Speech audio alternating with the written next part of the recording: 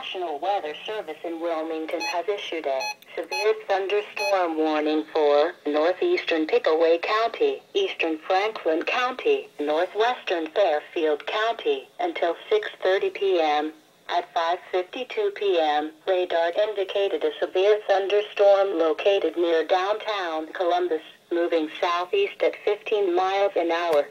Storm hazards include winds to 60 miles an hour, quarter-size hail. Locations impacted include Reynoldsburg, Pickerington. In addition, Whitehall, Obitz, Blacklock Estates, Bryce, Slatron Metro Park, Lovopolis, Groveport, and Caroline near the path of this severe thunderstorm.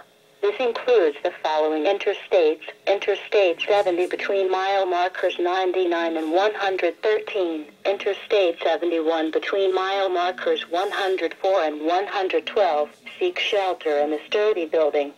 Stay away from windows and doors until the storm has passed. To report severe weather, go to our website at weather.gov/ILN and submit your report via social media when you can do so safely.